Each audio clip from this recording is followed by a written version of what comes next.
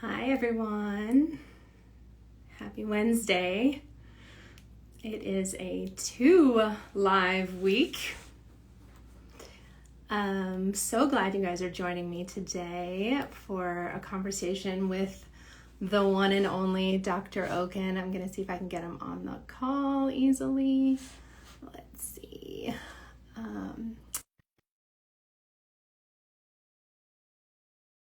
Hi, Kathy. Hi, everybody. Of course, it never happens on the first try. Let's see again. Oh my All gosh, right. amazing, Yeah, easy peasy. that was awesome. That was awesome. We did it. That has to be a new land speed record for Instagram Live joining.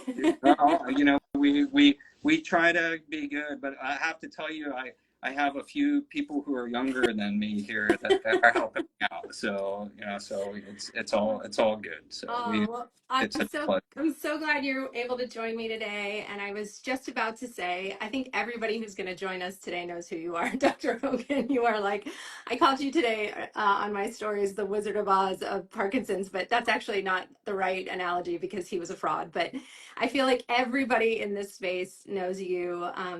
Not only are you, I read 14-time author of books and 500 peer-reviewed journal articles, something like that. Your resume is quite impressive. So I'm so thrilled to have you here with us today. Well, the pleasure is mine, and I have a 14-year-old and a 16-year-old at home, and so I think the one thing that's not on my resume is being a dad. And when you're a dad, like if anybody wants to listen to anything dad has to say, it's really good. So I'm super excited to be with you today. Super excited I can relate. I can relate. yeah, they're good kids. Don't get me wrong, but I'm super excited to be here and just to like get the word out, answer questions, educate, dialogue, ask difficult questions. Like we really need to be just so much more active as a community. And so I'm such a big fan of your Instagram and social media presence and the influence that you've had in such a positive way, and that's what we need to be doing. And so sitting down with you is a pleasure, and anything that we can do to impact people's lives is I think just great.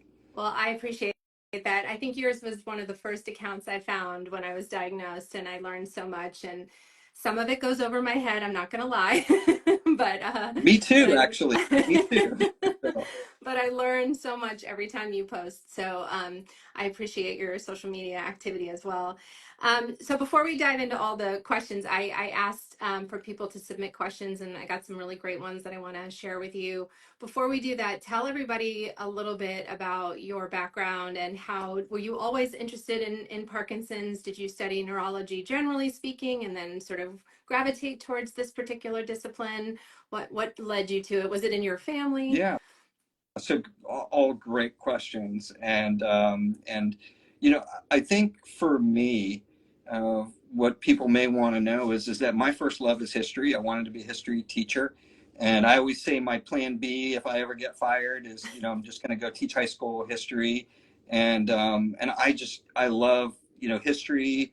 And I love history of medicine, and I love to know where things come from and why. I'm like the why kind of like adult of knowing these things. I love to go around. My daughter and I we chase history around. We find all the different road signs and the different, plaques and things, where things happened. And so we have a good time doing that. And, as I was coursing through my life, there were, a lot of things. And when I got my first degree, it was in history.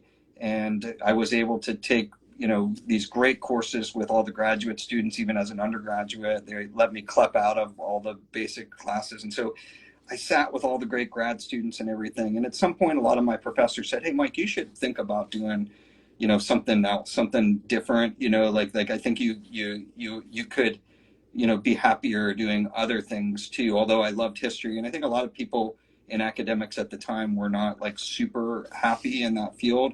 And I just loved it. And I was like, oh, no way. And so I thought, well, maybe I'll be a black bag family practice doctor, go out into rural America and have a stethoscope and just help people who need help, who don't have access to it. And so I went to medical school and I did a rural program where you go out into rural America for a year. And you know, I couldn't have told you the difference between a neurologist and a neurosurgeon. And I Is there a and difference? No, I'm just kidding. I'm yeah, just well, kidding. I I'm mean, just kidding. I couldn't have told you, and maybe most people can't. You No. know, maybe I still have a hard time, but you know, the point is that some of these kids, like, we go through and we get exposed to something, and I never had seen the brain before, and the brain was just so, it made sense to me. It was so interesting. And so while everybody else was like, you know, saying, let's get rid of this is terrible, trying to learn all these tracks, to me it just fit in and made sense. And I kept coming right back to it. And even as a senior medical student, I was still thinking of going into general medicine or family practice. And then I took one more rotation. I said, you know, I just, something like about me and the brain clicks, even though I did the Rural America program and all that thing. And so nobody in my family has Parkinson, but I have spent my life absolutely fascinated by people that move in funny ways, funny tremors, funny walks, funny things. And I've reflected on it, and I think, Allie, it may have been because I grew up a Jewish kid, and you know, when you go to synagogue, there's a lot of movement disorders in the synagogue because newsflash, don't want to shock anybody here, but Jewish people have a little bit of a closed gene pool, and they tend to get more neurological disorders, and they have the most common gene, LRRK2, and Parkinson. And so I think I was looking at LRRK2 and GBA and all these things throughout my life, and kind of wondering why. And again, coming back to that why thing, why? I always want to know why. Yeah. That's, I think, what got me hooked. And I thought I would be a teacher, and even going through residency and everything. And then I met this guy named Milan DeLong, who just passed away, who was a mentor, and he was like a father figure to me, and just a wonderful person. And we just would always ask why together, and then he kind of tricked me and got me doing research. And before I knew it, I was asking why questions and getting the government and the taxpayers to pay millions of dollars to answer all these questions about Parkinson and how the brain circuits work and how we record and how we build devices. And so I still love to teach. I still love history. I still love all of these things. And I've had just a wonderful, run at it. And my life is defined in how many lives we can impact, not how much money we can make, not, how many things we can churn through. And so that's why I love sitting here with you. Maybe we can impact a few Well, lives. that makes so much sense because you are such a good teacher. You really, the way you explain it, even though I said earlier it's complicated and the topic matter is sometimes a bit of a stretch for a music major.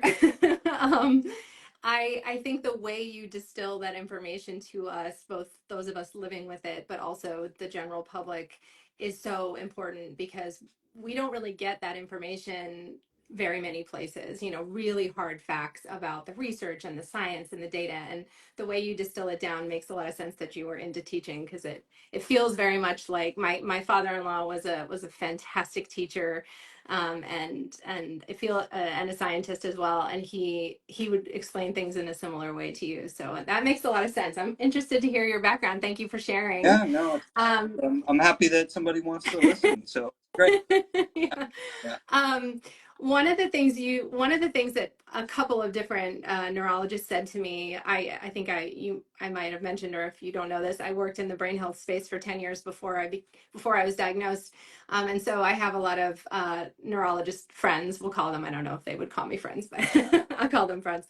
And a couple of them said to me when I was diagnosed, of all the times that you could have gotten this disease, this was the best possible time because we are on the precipice of real change and there's hope in this fight. I wondered if you agree with that, generally speaking. And if so, what gives you the most amount of hope about where we are? So I do agree with that. I have a lot of wonderful friends out there, and one of my friends is a neurologist at Penn, recently retired, named Matt Stern. And Matt tells this story of the fortune teller and the cards, and so you go to the fortune teller, and let's say Allie goes to the fortune teller, and the fortune teller has a bunch of cards, and they say, Allie, choose one of these cards. And so you reach out and you pull out one of those cards, and the fortune teller looks at you and says, Allie, whatever is on that card, that's the disease you're going to get. Everybody's going to get a disease in their life, at least one, and that's going to be the one. You pick it out, you look at it, and it says Parkinson's disease. And then the fortune teller looks back at you and says, now, Allie, you can put that card back in the deck and choose another card, but that's it. You're going to be stuck with the disease that you get. Do you want to put it back in and go for another one? And Allie thinks about it and says, you know what? Parkinson is not so bad, you know. Yeah. And just the corollary to this is just what you've said. So there is a way to lead a happier life with Parkinson, and we'd written this book, 10 Secrets to a Happier Life, that went nuts. I mean, it went crazy, and people buying it, and it was just 10 simple things that you could do. And it turns out that many of the folks that I've had the honor of sharing care and walking the journey with have told me they actually have better lives after the diagnosis of Parkinson than before. They find meaning in their lives. And there are these places on earth they call blue zones. And blue zones are where people live like a long time, not only long, but happy lives. And the researchers, and I'm not making this up, so some of the stuff you might have to fact check me on, but this I'm not making up. It turns out that blue zones, one of the things that they've discovered, that people that live longer have meaning in their lives. And so it's so important for us, when you get those words, you have Parkinson's disease, it's going to like singe, it's going to burn into your brain the moment that you get that. And most people, when they have that moment, it's not a good moment. It's not delivered well. It's not in context. We only have about 40 to 50 neurologists, shocker for everybody listening, that get trained each year in Parkinson's disease. There aren't enough practitioners. People are trying to take care of cardiac, blood pressure, OB, all these other things. And oh, by the way, you're shaking a little, you have Parkinson. That's bad. Goodbye. And so this is kind of how our healthcare system works. And so, it turns out that when we actually have a chance, like you and I, to sit down and have a discussion, about it, Parkinson is not the worst thing that you can have. And in fact, there are lots of good things about Parkinson. There are dozens of different medications and cocktails. There's lots of things that you can do for your life in this disease to lead a good, happy, meaningful life. And Parkinson isn't one disease, shocker. It's Parkinson's diseases. And so some people even have very benign phenotypes that I'm following for 40 years, like with their Parkinson. And so, they've had it longer than I've been alive, because everybody knows that I'm 30. So, you're just a baby. Right. So, but at any rate, so Yeah. all joking aside, the answer to your question is I am like very hopeful and very excited. Now, on the social media and on the blog spots, I'm always trying to give key points, but also keep it real too. Like, we don't want people to think, that things are like what they're not. So for example, there was a nice Fox News Digital article this morning. I was interviewed on it. It's a new sort of vaccine approach, and they said this is a big step forward for Parkinson's. I said, well, wait a minute. This is interesting. This is good, but let's put this in context for people, because we don't want to mislead. We're at the safety portion of this, and let's make sure we don't want to like pop the balloon, but it is really important we have these dialogues so people kind of understand where we are with each of these therapies. And there's a bunch of them that are super exciting. And so I am an optimist on this, and post levodopa, and then post our ability to put together the right multidisciplinary care for people and plans. And Allie, I'm into plans. Yeah. It's tax breaks and making plans that we've written about, whether it's ending Parkinson and the PACT to prevent, advocate, care, and treat. We've got to have plans for people. And going into this without a plan is a huge mistake. Yeah. Agreed. I've often said I started having symptoms 6 years ago this summer. It took me 4 years to get a diagnosis, in part because of COVID times. But I think I've probably had it even longer than that. So say somewhere in the ballpark of 8 years. I often say that after my diagnosis, I've seen Parkinson's as a gift. I have found purpose in this mission. It riles people up when you say that, especially people who have suffered from it, who have watched loved ones suffer from it. I know often people say that you don't die from PD, but many people die with it and die very difficult and sad end of life. And so I tread carefully on that because even having had it for 8 years, I have only really known about it for 2. And there are many people who've known about theirs much longer. So I try and be very respectful of the path that those people are on. Having said that, I will say when my attitude is poor, my symptoms are worse. And it's hard to keep a good positive attitude at all times. It really is. I'm not diminishing that, but I have found that the happier outlook I have, or the more hopeful outlook I have, the less my symptoms flare. So I'm just going to keep going down that path, a hopeful dummy, I like to say. Yeah, let me just build on Yeah. that a little bit. So, hopeful dummy, I probably, like put the brakes on that, one. It's a term of endearment for myself. Yeah, I think it's good to think though in this general way. But what I tell people is, well, first of all, I always tell people I am like a cabinet advisor to you. Okay, so if you see me, and anybody that's seen me in the clinic knows I have this speech every time the fellows graduate. They always laugh, and they had a little joke about like the learning to be cabinet advisors when they go out, and we just had another group of 6 that graduated. And it's important that people know that when we're having these conversations that we are here to give you advice, the best advice that we can, but we don't know. Everybody knows that in 5 years, like all the things that we're saying, like how many of them are going to be either right, accurate, or exactly the same trajectory that we're on now. Things change and we're just doing our best. And so we need to be advisors to people. We need to let them know, look, we love you. We're here to walk the road with you. There is no road, like the Chinese philosopher Lu Xun said, until we walk on it together. Then we make a road together. And so, being hopeful is important as part of the road because you're looking forward. You're making a road, right? A road, by definition, is going to have to go forward to connect things. And we tell folks as their cabinet advisors, 1, we will never get mad at you. 2, you can fire us, go somewhere else, get other opinions, whatever. We're never going to get mad at you. Come back anytime. We're just here to try to, like we've seen a bunch of things and we want to share with you, but we can't go home with you. So if you don't do what we ask you to do, listen, like this is your life and we should never judge you, like you've got to figure out what fits for your life. And so that philosophy is important.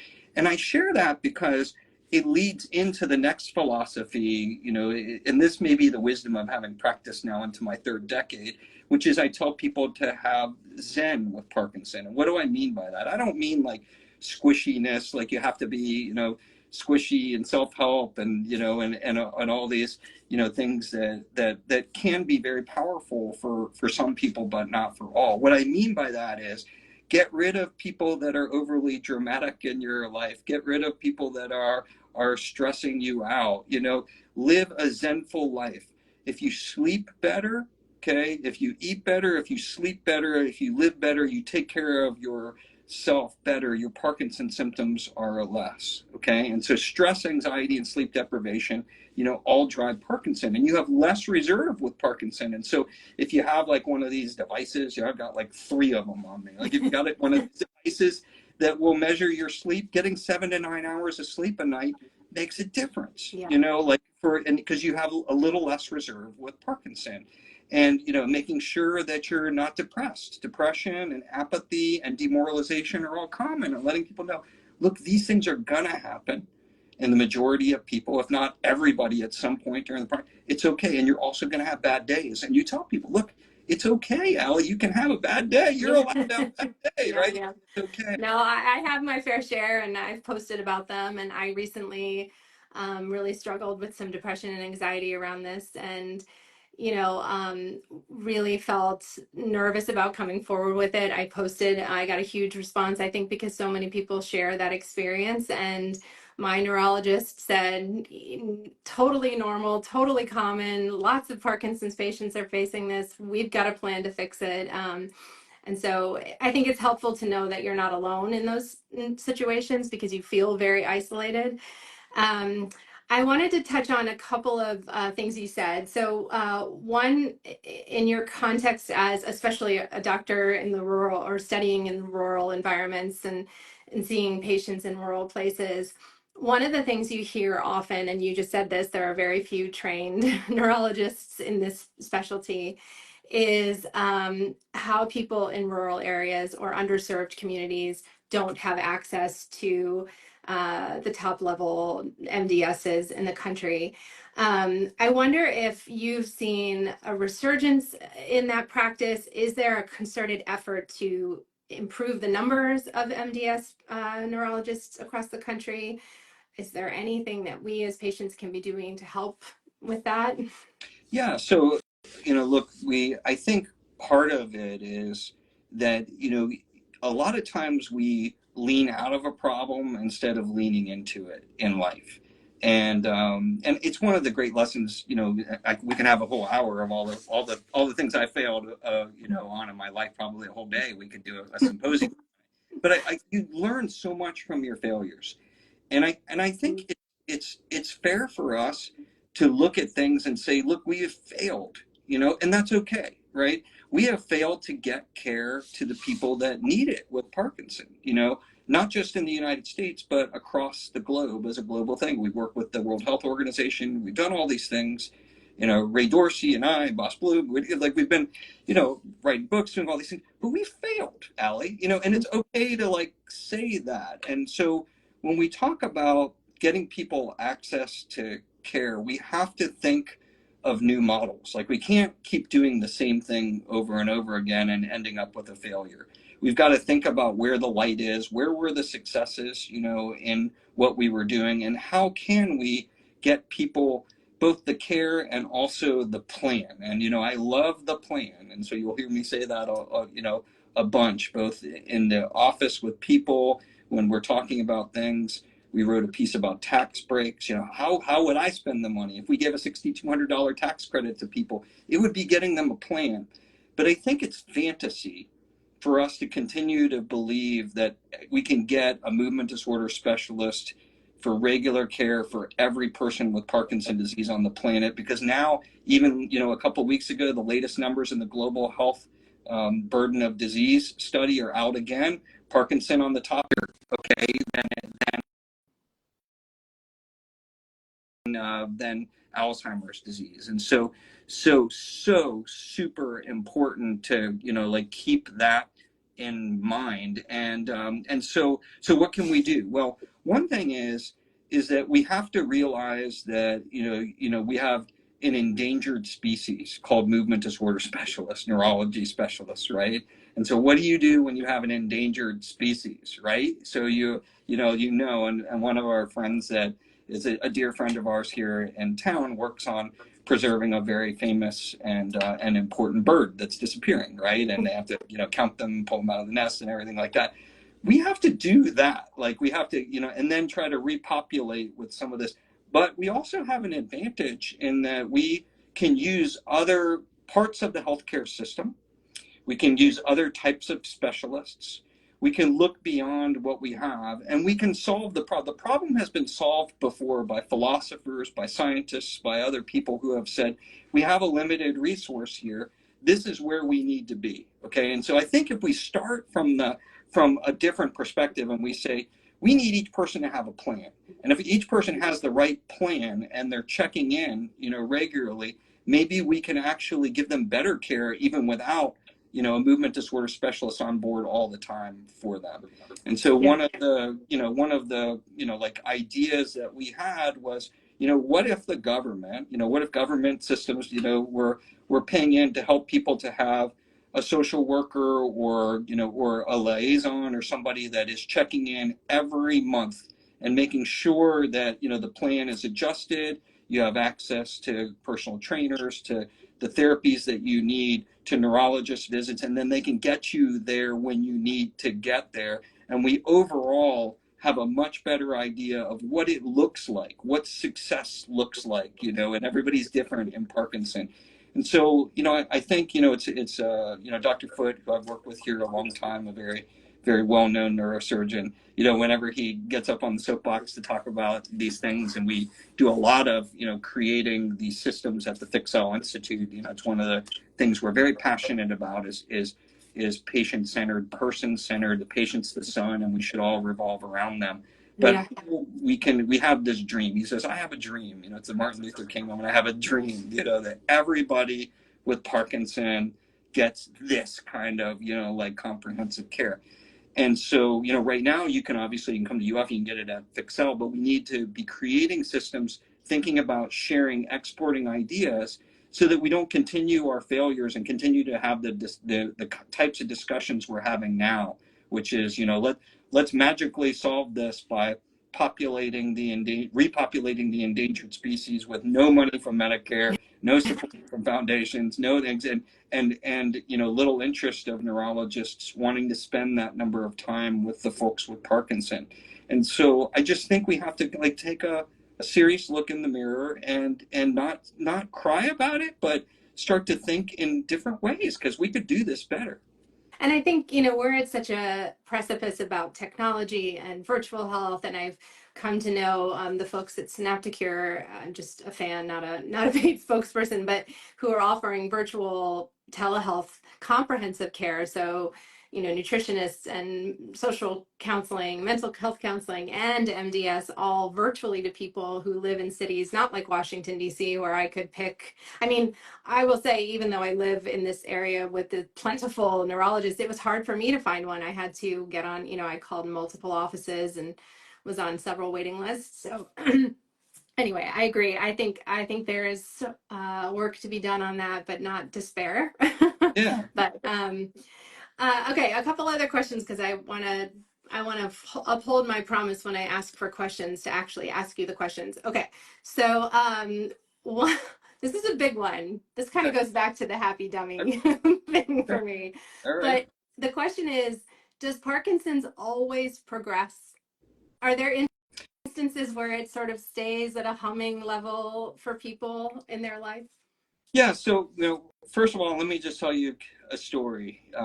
It's possible that when people get sainthood from the Pope and from the Vatican, it's possible that the Vatican has a wing that actually investigates whether or not people did something to become a saint, right?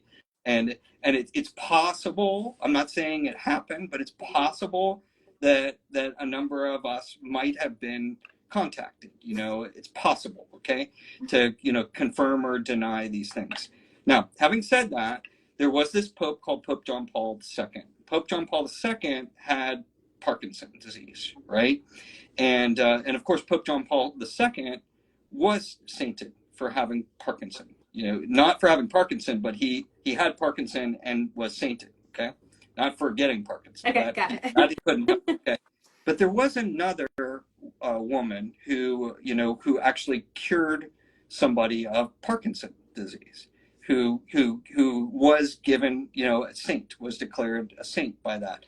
And so there is this like this wonderful like when we talk about a part of our culture is a storytelling culture, and the culture comes with hope and happiness and all of these things. And so the great hope is that one day some of what's Parkinson's disease is, okay, maybe some of them could reach a cure. Certainly, symptomatic therapies are important, okay? Slowing disease progression, I always talk in 3 buckets. Bucket 1, some good symptomatic therapies for people living now, okay? Treat the living. 2, slow the disease down. 3 is the C bucket, which I changed to the P bucket, not for the reason you're thinking, but the C bucket is people want the cure, right? Like, why would you not want a cure if you have a disease?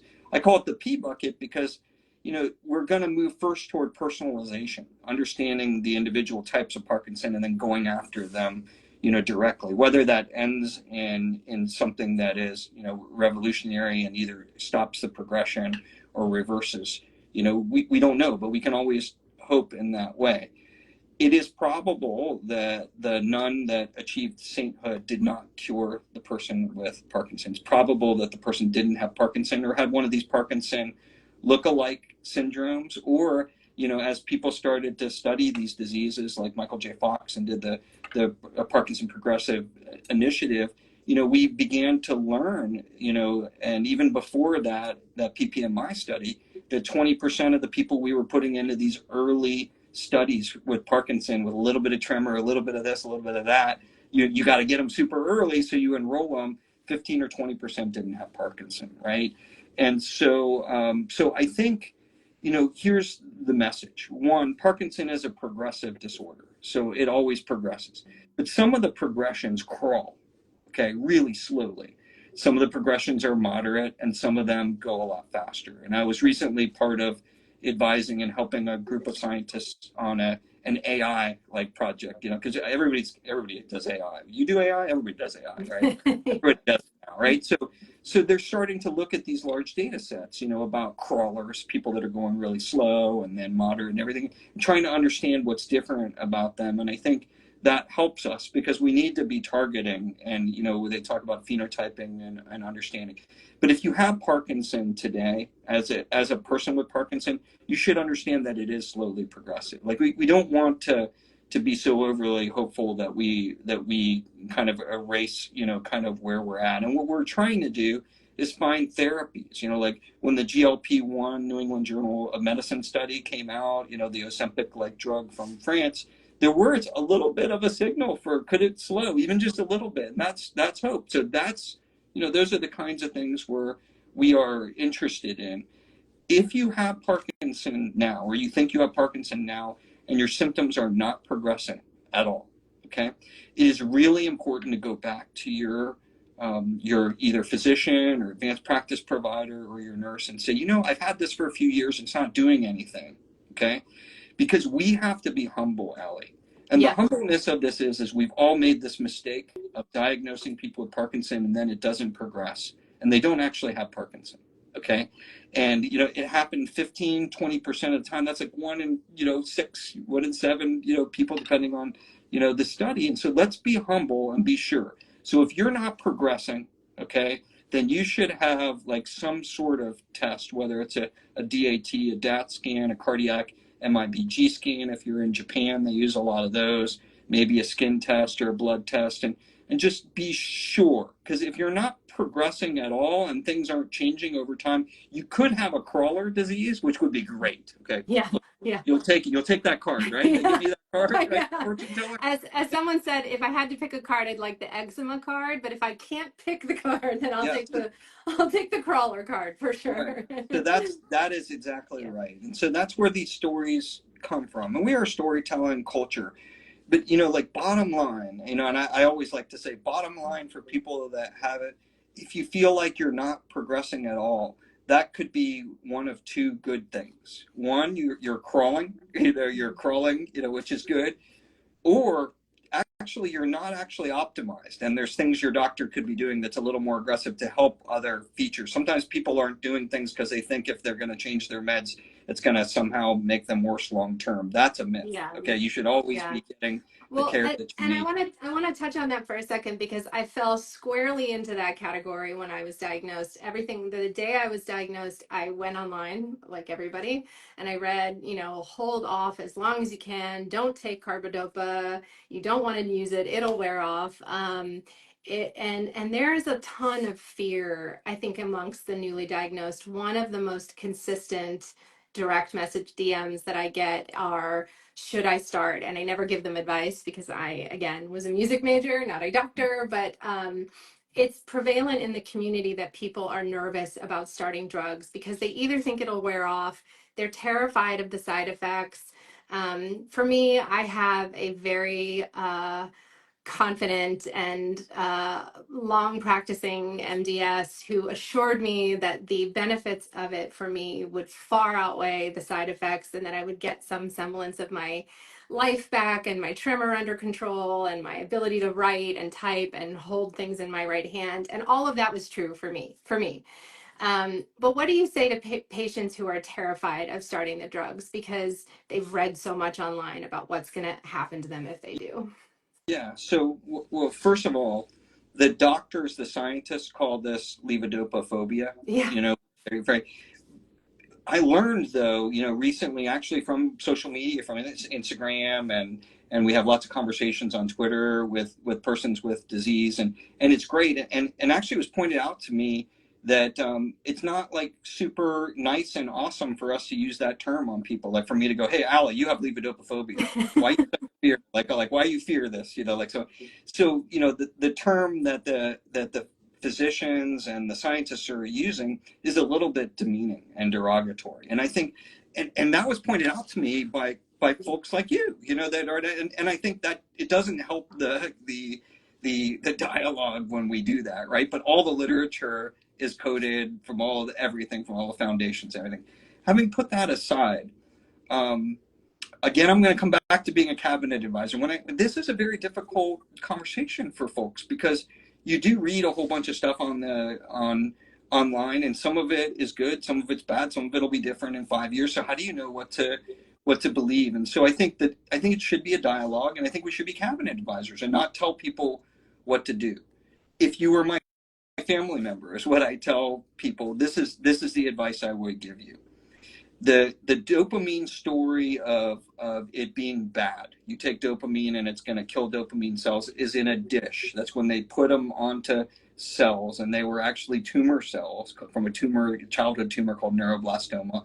They put it on in a dish, it will kill the dopamine cells. And so part of the story and the lore comes from that. And I love history, so I think understanding, like, okay, like that sounds bad, drip dopamine on top of this in a dish, and the dopamine cell, and the cells die when they touch the dopamine. That's not good, right? And so I think understanding that that's not what happens in the living human is the first thing to know. The second thing is that lots of scientists have been interested in this question, and there's been more and more information on it, and I call it the drip drip drip effect, like where it just keeps dripping and all the drips go in the same direction. Okay. And so when Stan Fawn published in the New England Journal of Medicine this study called L-DOPA, looking at giving dopamine, and the different dosages and early and everything, everybody who got dopamine did well, and you do better getting dopamine than not. And they looked at the different dosages, and that was important. There was another study called the LEAP study that came out of the Netherlands and multi-center groups up in Northern Europe, and they followed those people long term. And another wonderful piece of literature came out from Rob DeBee and colleagues. Not to talk over, I don't want to talk over everybody's head, but what happened is they were able to actually document that long term they followed these people. They showed that it wasn't killing dopamine cells, right? So the same thing that you saw again. And then they followed them long term. And the people that didn't get it versus the people that did get it, there was no difference in the amount of dyskinesia that they got. And this was a big group, or motor fluctuations. And so that's kind of like one of those things where people think, okay, if I don't take this, I'm going to get this medal, like long term, at some point I'm going to get the Olympic medal, and I'm not going to get these side effects, and because they're associated. But here is the bottom line, let's call it a potential flaw in that thinking. That thinking, is that, okay, the drug is associated with the effect, and that's true, okay? But it's actually the disease progression that happens with the Parkinson, you losing the dopamine cells, that's actually what's driving the effect. So it doesn't actually matter, that you're taking it or not. And in fact, what we know now, and the worst, okay, and let me just say this publicly for everyone, the worst Parkinson folks on this question are physicians themselves, usually neurologists that come in. I treated a lot of them, and they don't want dopamine because they've read about it and everything, and torture themselves for years. And I'm talking torture. And they lose all these great years. And then finally, when they go on, and I've seen this over and over again, and it's one of the most tragic things I've seen in my own practice, they finally go on and they're like, oh my God, I can't believe I did this to myself. We now have studies out of Italy, studies out of Africa following people forward. We've got the LEAP study, we've got the L-DOPA study, and we've got a tremendous number of other studies. We know there's a difference between the dish and there's a difference between the human. And so here's what I tell people, bottom line. Bottom line is, if the Parkinson is affecting you at all, quality of life, And certainly, you know, if it's giving you any disability, there's no reason not to start, in my view, based on where we are with the medical literature. There was some doubt in the past, and that doubt has not only been disappearing, but it's being largely erased by the literature. And just don't expect, it's like sometimes you expect something. I did this for all these years, and where's my medal? Where's my award? Don't, you're actually going to look, you could look back and really Yeah. regret it. And so that's kind of where I am. And then I tell people, look, no matter what you decide, I will support you. And I think that's also been a failing of our system where, you know, like we're so, like patriarchal. We're so like, doctors telling patients, and I can't believe that. We got to get away from that and let people make decisions kind of on their own. And Yeah. so that's kind of where I stand with that. Well, I really appreciate that, and I was so grateful to my doctor, Dr. Rich, for having a very long and patient conversation with me about it because, you know, we all come at this from very different places, and I, like I said, had done all of my research and was convinced that I needed to wait. And he said, now in your 40s is the time when you should be able to enjoy your life as symptom free as possible, and we'll worry about what happens in your 80s when you get to your 80s, you know. And so um I have been very happy with it. I'm symptom free, knock on wood, most of the day until I forget to take it, which happens pretty regularly, but that's a whole other issue.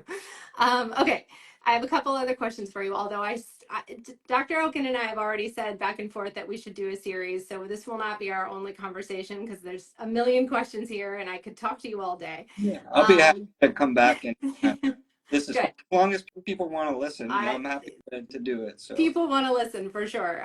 Okay, so two other things that maybe we can get to today's call. One is, well, we've talked a little bit about sleep. Sleep is a area of great consternation for me personally, for many people with Parkinson's, as you know.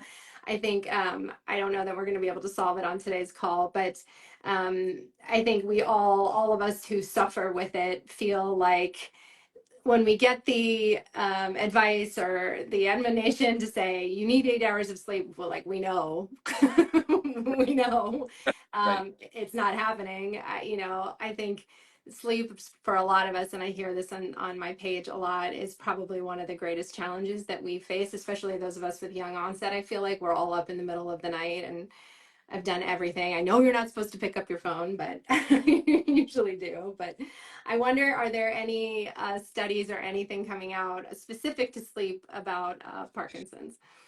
Yeah, so I'm glad that you asked this because I think it is really important. And I think the point that you make, Allie, is so important. It's so easy for us to be like, oh yeah, sure, just sleep this number of hours. You're like, well, great. I can like, okay, let's, I would love you know, like, to. why would we not do that, right? So I think it's important. And so, but I will start with this. I tell everybody, you got to find your magic sleep number. Okay, you know, no matter like where you are, and you got to shoot for a magic sleep number, and that's where like devices like rings and watches and things can be like really helpful. And because the realization is that sleep is one of the early things and consistent things that is a challenge in Parkinson. Okay, and so we just have to take that at face value and say, okay, we need to face this challenge down. And it's not so easy as giving sedatives like benzodiazepines and clonazepam and everything like that. Sometimes we need to do that, and sometimes, you know, we don't. And so I think we just have to acknowledge how important it is. And then if you can get a good night's sleep, your chances of having side effects, you know, the next day, or having a great next day, and how many hours of a great next day you're going to have are huge. Okay, even if you don't have Parkinson. Okay, and so there is kind of a number, like not all of these devices are equal, but there is sort of a number that you can get.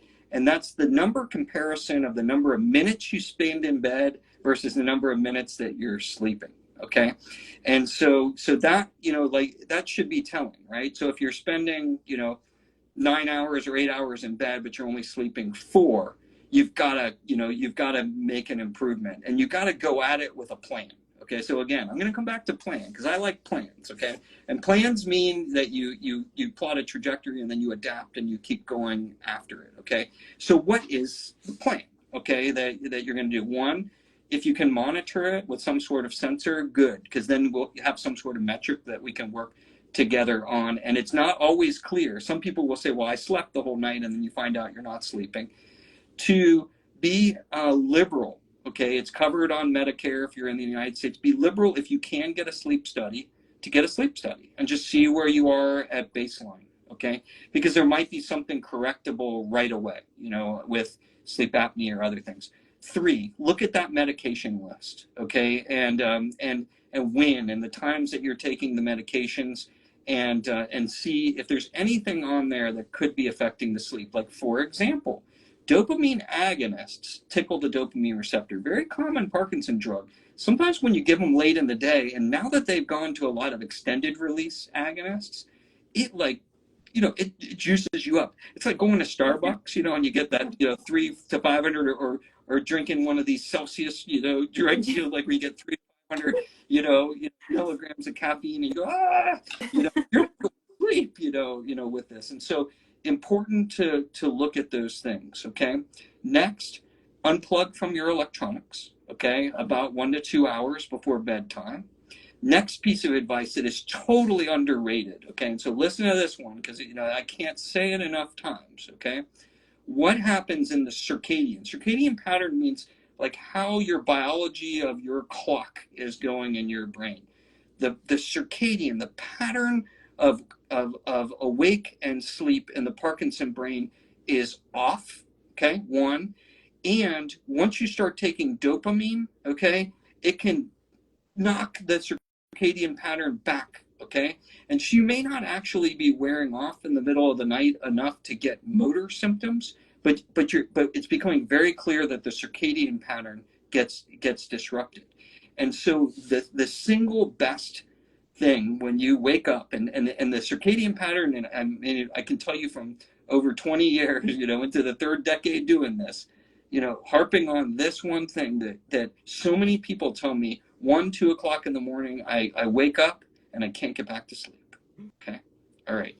And so what I've done for years without knowing why was just took a guess, you know, for my entire career. And I always redose the dopamine, you know, whether you're taking, you know, Ritari or Cinemed or carbidopa levodopa or Matapar if you're in Europe, or Mucuna, or whatever you're taking, whatever your dosage is that's making it work, whatever the magic is during the day, take that dose when you wake up and you can't get back to sleep. And oftentimes having that extra dose on the bedside table when you get up, a lot of people will get up to use the restroom. So a couple of extra dosages in the middle of the night that match the dosages during the day. And what's really cool, Allie, is that, so many of you probably know, some of you may not know, but for most of my career, in fact, all of my career, I've been an eavesdropper on the basal ganglia. It's what Maitland DeLong taught us to do. Steve Rich was actually Maitland DeLong's first fellow. So Steve and we have the same father, okay? You know, Got it. but he's a wonderful neurologist at Maryland. And if you actually record out of the brain, we've now been able to show in our lab, and it's been shown in it's not anything like that's dramatic that we didn't expect. But guess what? If you watch, and Cordy Hempkeen does it here right downstairs in our neurotech lab, you know, has plenty of data on this. If you watch what happens at 1 and 2 o'clock in the morning, the switch flips and you see the activity of the brain called the beta activity that's associated with Parkinson go up. And sometimes it doesn't go up to cause motor symptoms, but it causes you to wake up. Wow. Okay? See, you're the first one that's explained that to me. I had no idea. So the way I like to explain it, Allie, is just very simply, there's it's like a switch, okay? And if you are waking up and can't get back to sleep, or you're having trouble sleeping, before you start, you know, giving yourself a whole bunch of sedatives, because you know what happens with sedatives is you get tired the next day.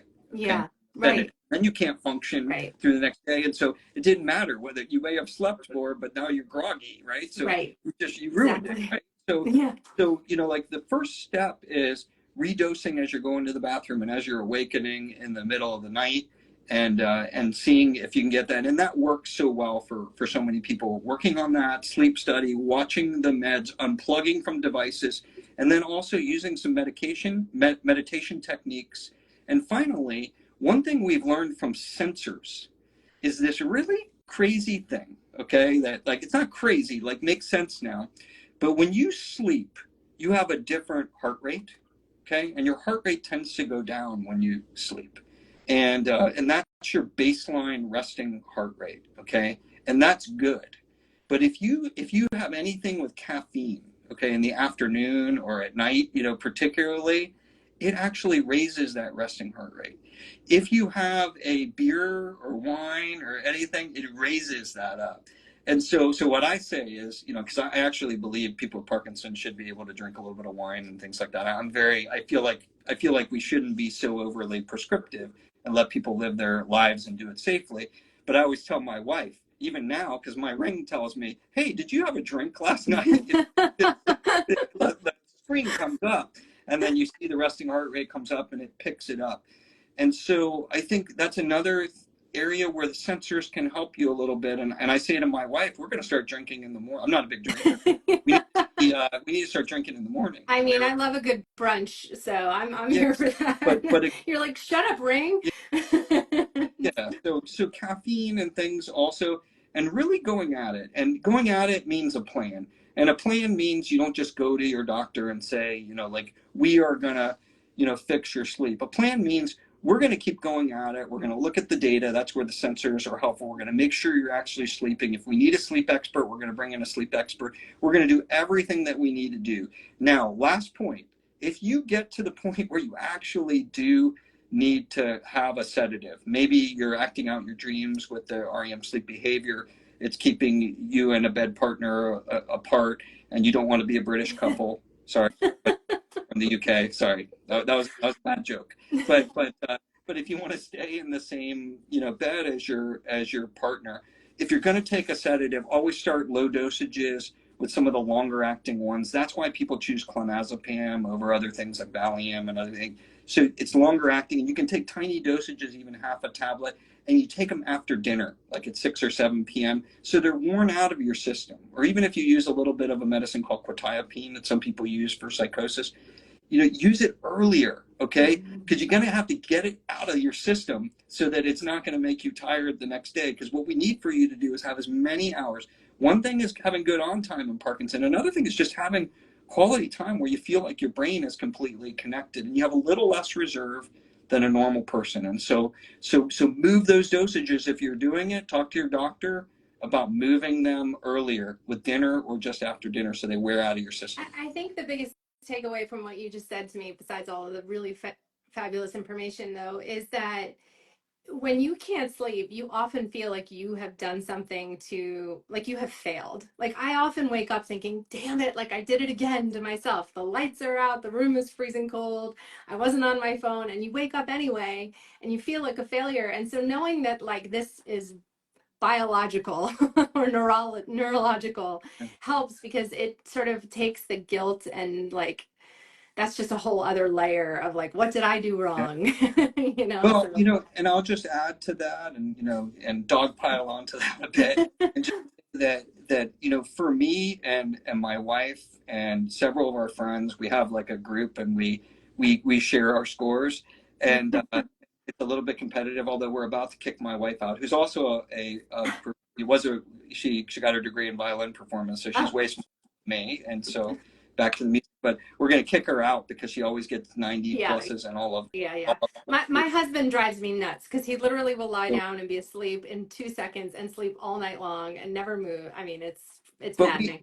But it actually takes like 2 seconds. Like even this morning I looked, and I rarely get if the sleep score is 100 is the best. I will never get 100. I rarely get over 90. But this morning I had a 92. It's like, this is going to be a great day, and I am. Look, we're here in mid to late afternoon. I'm still completely alive and engaged.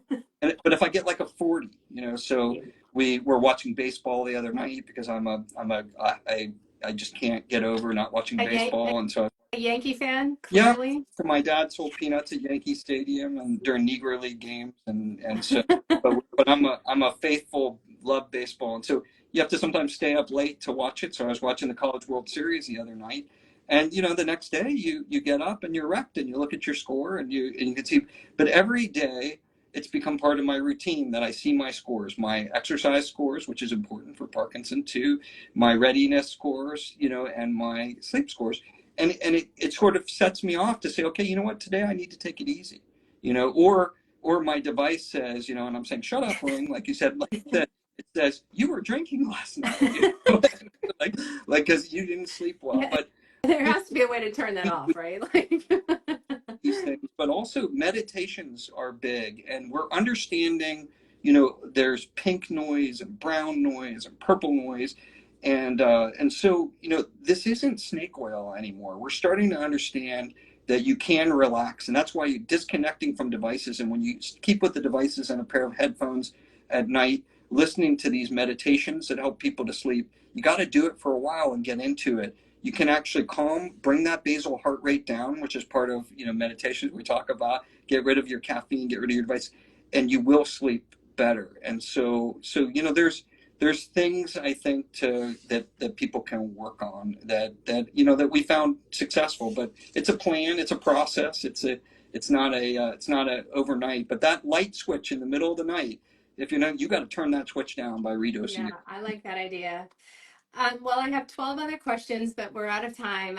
But we're going to do this again because I could literally talk to you for hours and hours and hours. I've learned so much in this 1 hour, so I'm so grateful. And if people have questions or want to ask Dr. Okun stuff yourselves, you can find him on all of the platforms. Twitter, especially, I feel like is a good way to reach you, right? Twitter, Instagram, Instagram. people on Instagram, right? So I'm told I need to do a better job with younger people on Instagram. We're not, as part of I work for the Parkinson Foundation, doing medical advising and directorship, and we got to reach more young people too. So young people tend to like the Instagram platform. It's Yeah. They're neat. here. They're here. You got tons and tons of them here Yeah, that are listening today. So we'll do more of these. I'll ask you all my other questions about gut and genes and prevention and all kinds of stuff next time. But I'm so grateful for your hour of time, and thank you so much, everybody, for joining us. it's a Yeah. pleasure. Bring it on. Looking forward to the next version. Awesome. Thank you so much. Have a good day, everyone. Thank you. Bye.